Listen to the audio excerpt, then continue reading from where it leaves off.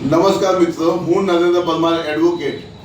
આજે આ વિડીયો બનાવવાનો મુખ્ય ઉદ્દેશ આજે આ અગાઉ અમદાવાદ મ્યુનિસિપલ કોર્પોરેશન ખાતે રામદેવપીર ટેકરા સેક્ટર 3 ની અંદર જે પ્રાથમિક સુવિધાના નામે સ્થાનિક લોકોને હેરાન પરેશાન કરવામાં આવ્યા, આજે ત્યાંના સ્થાનિક રહીશોને સરકારશ્રીએ જે મકાનો ફાળવ્યા, તો મકાન ફાળવ્યા અગાઉ રાસકાનું પાણી, નર્મદાનું પાણી આપવું જોઈએ, જે આપ્યું નથી।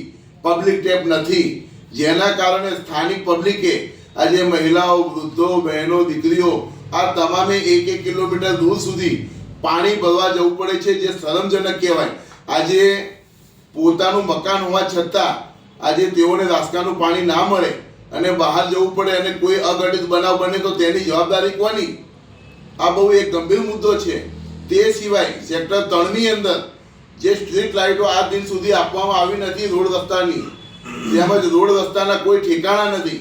રોડ રસ્તાની જગ્યાએ ઉબડ ખાબડ જગ્યા છે, ત્યાં ડામરનો એક કટકો પણ નાખવામાં આવ્યો નથી, જે સરકાર માટે શરમજનક કહેવાય।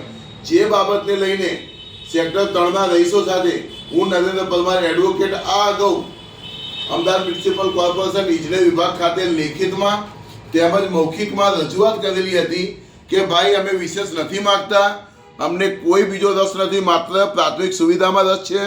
આજે સેક્ટર 3ના રહીશોને જે પબ્લિક ટેક્સ નથી આપવામાં આવી, રાસકાનું પાણી નથી આપવામાં આવ્યું, તે દિન 7માં આપવામાં આવે।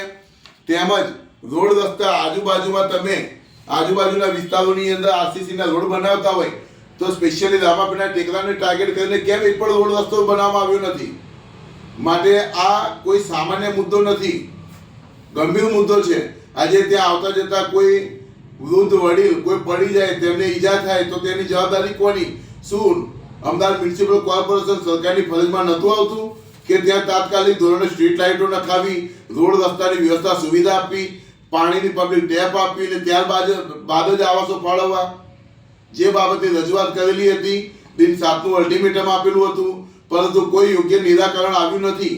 અને ઇજનેર વિભાગના અધિકારીઓ હજી એવું જણાવે છે કે ગાંધી આશ્રમનો પ્રોજેક્ટ છે તે લોકો કરશે, તો આ યોગ્ય વાત ના કહેવાય। કારણ કે પાણી વગર આજે માનો કે તે લોકોને કામ કરતા કરતા 6 થી 12 મહિના થઈ જાય તો શું સ્થાનિક લોકો 6 થી 12 મહિના સુધી પાણી વગર રહેશે? 1 કિલોમીટર દૂર સુધી પાણી ભરવા જશે?